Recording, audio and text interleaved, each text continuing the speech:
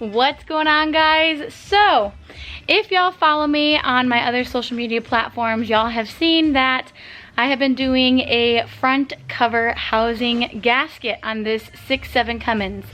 Now, in the search of looking for videos on specifically 6.7 Cummins work for this, I have found that there are no videos known to mankind on YouTube or any other platform in regards to the 6.7 and this specific procedure.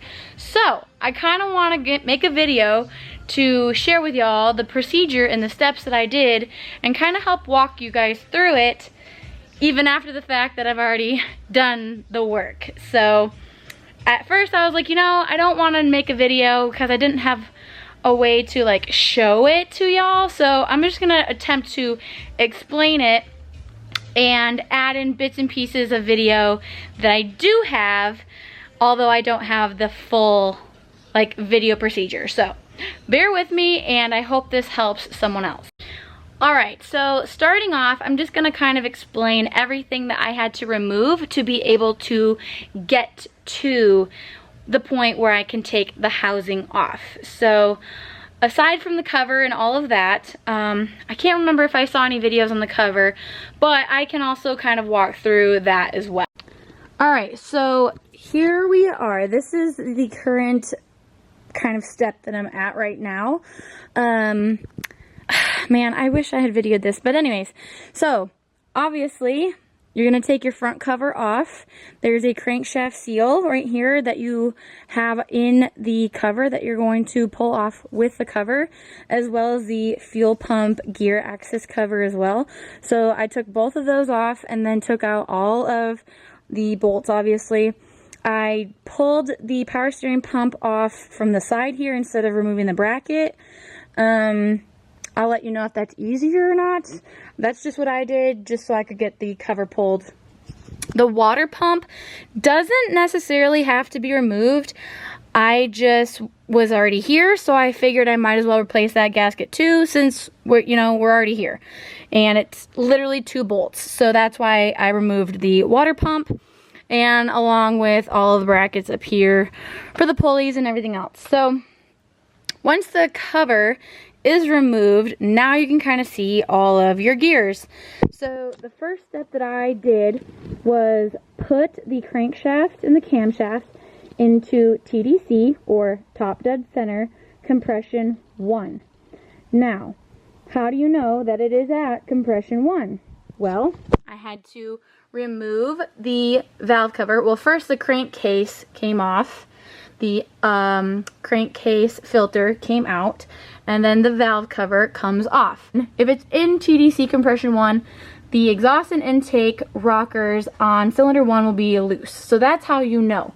If they are not loose, then the chances are you are in TDC compression 6, which means you're not in compression 1 and need to do another full rotation to make it be in compression 1. So, with that being said, on a disassembly, it doesn't really matter if you are in compression 1 or compression 6. However, it is just easier and a better rule of thumb to take everything out at TDC compression 1. So, just keep that in mind.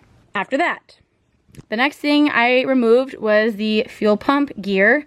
I just removed this with a, I believe it's a some sort of millimeter size, but I was able to get it off with 1 1/16. This one.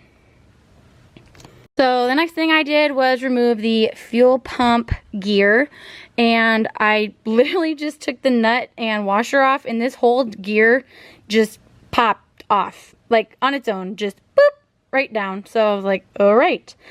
If it's stuck on there, you have these 2 holes right here that you can install a puller on to be able to pull it off. Mine just whoop right off, so I didn't have that problem. Also, I wasn't sure at the time if the 6.7 injection pumps were timed, so I threw some paint marks on there just to make sure that everything went back in the same way that it came off. So that's the only precautionary thing I did here. Come to find out, they aren't timed, but I just like things coming off the same way that they were put on. So that's just my little precautionary thing. Now, pull the camshaft, because you have to pull the camshaft to get to the housing bolts that are behind it. So to do that, you have to pick up on all the tappets and valves that are inside of the rocker housing. So to do that, you got to pull all of the rockers off.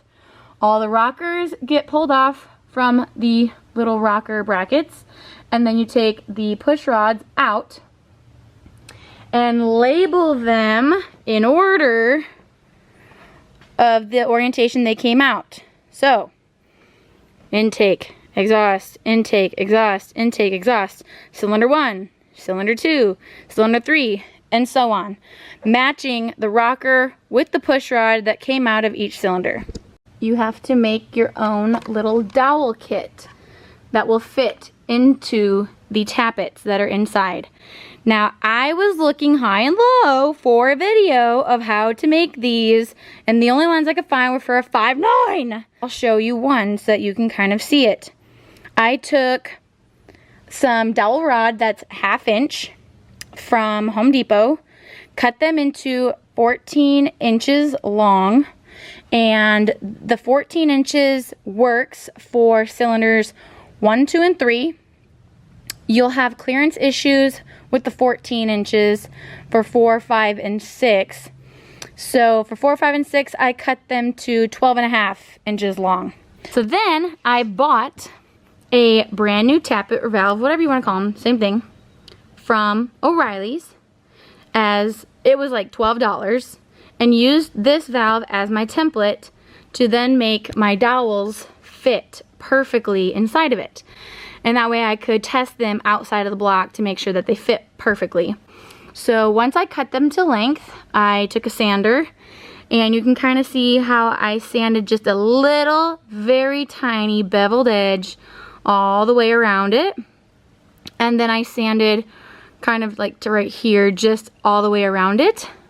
And then I shoved it in here, good and tight.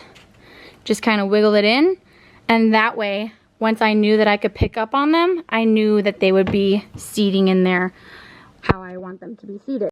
All in all, I spent $11 on the wood dowel rods, $12 on a 6/7 tappet valve, and obviously, I mean, I had a miter saw and a sander on hand, so that wasn't out of pocket. So for around $24 plus or minus tax, that's a lot cheaper than buying this whole kit for $350 off of Amazon, and it possibly not even fitting, because I saw that they say that it's for the 5.9 and the 6/7. However, after watching the 5.9 dowel kit video that I saw on YouTube, I also noticed that the way this guy was making his dowels was not fitting into this tappet. So I was curious. So I took a push rod and a tappet from my 5.9 and compared the two, because I was like, why isn't it fitting? Well, I could tell you why it doesn't fit. There's a lot of differences between the two of them. Here's a 5.9, here's a 6/7. First of all, look at the big difference of the bottom of the valve. Second of all, see how this one's kind of shallow? Look how deep this one is. It's way down there. And then the difference of the push rods. 5.9, 6/7. So yes, your valve is longer in the 5.9 than the 6/7, which means obviously your push rod is gonna be shorter, but the little knobs on the end, come on man, focus. The sizes are completely different on the ends. So why, or how, I guess is a better way, how would a tool for a 5.9 also fit a 6/7? That's what I want to know. But anyways, so I just saved y'all $300 odd on a tool that may or may not work for a 6/7. Because sure, they say it will work for 5.9 and a 6.7, but I tried to make the dowels the same way that the guy did for his 5.9, and they were not fitting. They were just way too small to pick up on the 6.7 tappets. And in weight, these are much heavier. Like the base difference, the 6.7 tappets are super heavy. So take that information with what you will. All right, so once you have all your dowels made and you can pick up on them all, I'm gonna show you kind of on top the ways that you can get enough clearance to do the back 3 cylinders. All right, so this is what the top looks like when you have everything out. For cylinders 4, 5, and 6, 4 was actually probably one of the hardest ones. And clearance-wise, if you're not removing the cab, because you run into all of this clearance problem. This was how I had to make this fit. I kind of beveled it and sanded it so that it would shim right there alongside this harness. So that's kind of what I did for anyone else that wants to do that route instead of dealing with all of that mess. And then 5 and 6 actually fit into those 2 holes. These 2 holes, you have to take the cowl off. Obviously the wiper arms come off to be able to pull the cowl, and then you have to take the wiper motor off, and then you have complete access to both of those holes. You do have to take the motor off because you won't have clearance for 5 if you leave it on. Ran into that problem, so just showing y'all what is easiest. And yeah, so then once all of those are up and all the way to the top of the travel for the tappet, that's when you can pull your camshafts. Now, you have 2 bolts that are on the thrust plate that you have to be removed. One right here, and then one right here. Take those 2 bolts out for your thrust plate, and then you'll have play in your camshaft. If your camshaft is not coming out, that means you have a tappet that is not fully seated to the top. And I'm also saying this because I ran into this issue. So learn from me. If this is giving you hell and you cannot pull this out, you have a lobe that is sticking on a tappet. So just make sure all of them are seated fully as high as their travel goes. Once it's out, you can pull this out and turn as, like, kind of turn it out like this as you're pulling it out. And that'll help clear the lobes to pull the camshaft all the way out. All right, so once your camshaft is out, you can now take off your housing here. So there's a bolt here. There's 5 in total that are visible once the cam's out. You have a bolt here, you have one here, and then here, behind here, and there. So there's 4 that run along right here, and then you've got the one here, along with this one, and these 4 below. So 6 on the bottom right here in total for the oil pan.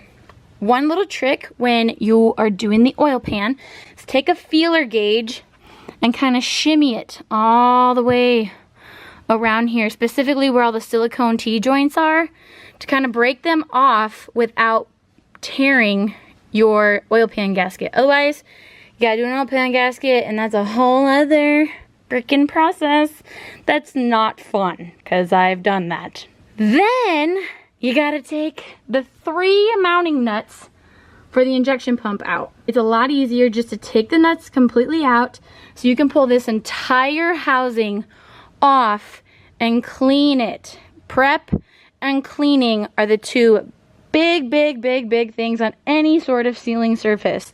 So I was able to take the whole thing off, clean it, blow out any and all holes that go to the block with brake cleaner and compressed shop air, and then that way you don't have anything still stuck in these holes that could possibly blow out a block. We were preached to about that in diesel school, so make sure you do that. Same with all the holes in here, guys. You also want to clean out all of the holes in here.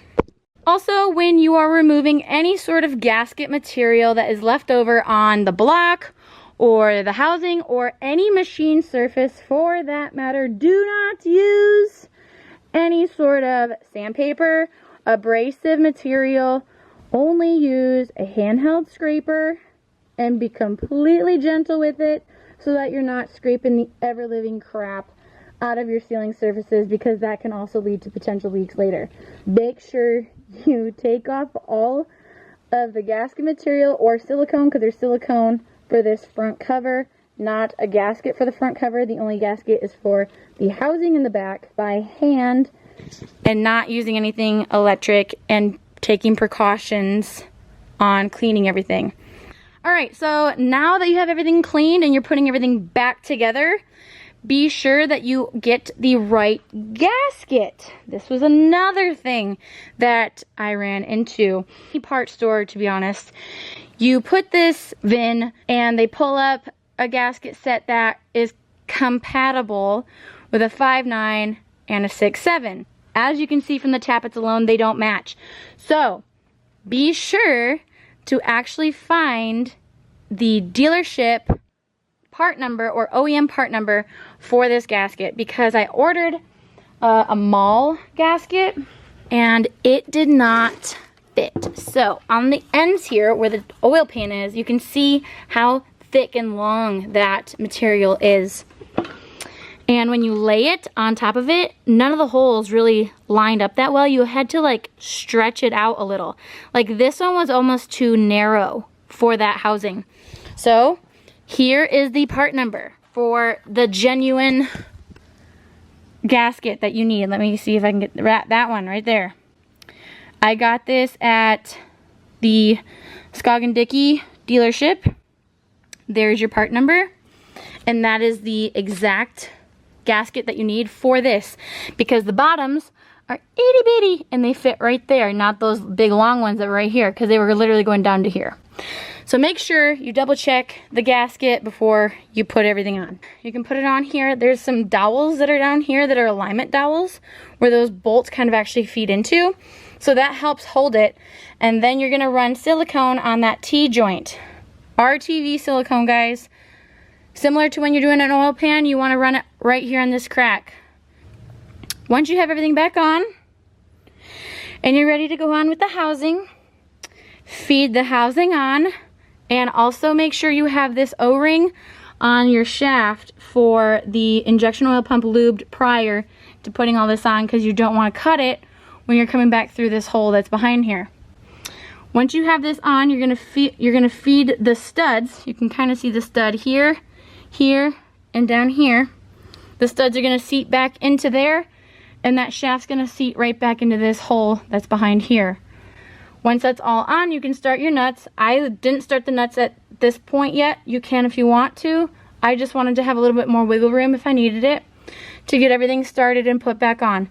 Ensure that all of your holes in here line up and that the gasket's not in the way, because that's the holes that are gonna be going through the front cover and into the block. No gasket material is blocking those holes, because then you'll have problems and leaks.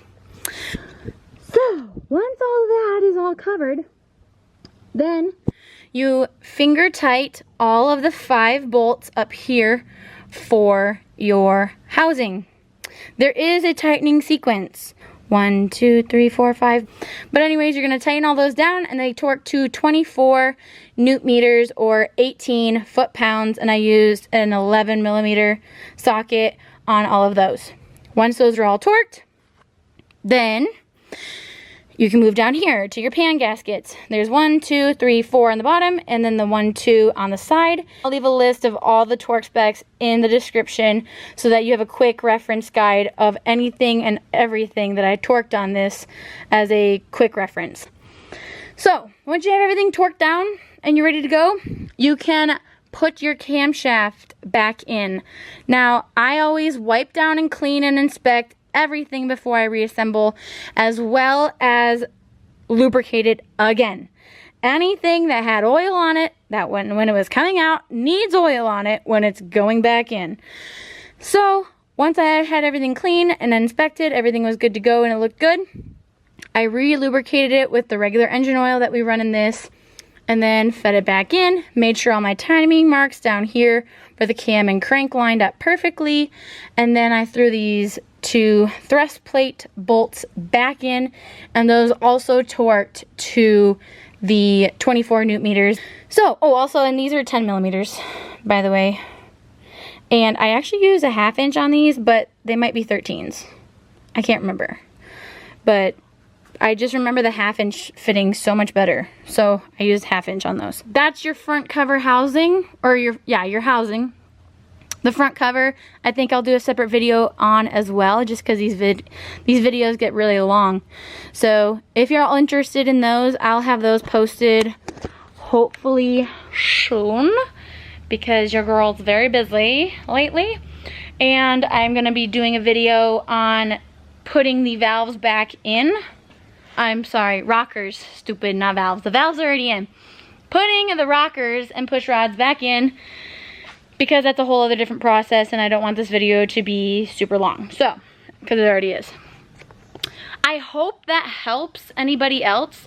If y'all have any questions, drop them in the comments and I can kind of share the process of what I did. And you can kind of see everything I removed. I've seen dealerships just remove the cab. Maybe that's honestly probably easier, considering the fact that you won't have any clearance issues with 4, 5, and 6 cylinder. So I don't know, that might be more helpful. I didn't do that because I just figured I'd just start tearing down the front end, since we're putting a lot of new parts on it. So it was just easier to take everything off this way, for me at least. It's different for everyone, but anyways. So if y'all have any questions, I will do my best to answer them in the comments. Like I said, I'll put all the torque specs that I have found in the description as well, so that y'all have a quick reference guide. And if you want to see how the I said valves again, freaking A. The rockers go back in, because there is a specific procedure on how things are reinstalled versus removed. Go watch that one so you don't accidentally bend a push rod. So, happy wrenching, guys. See ya.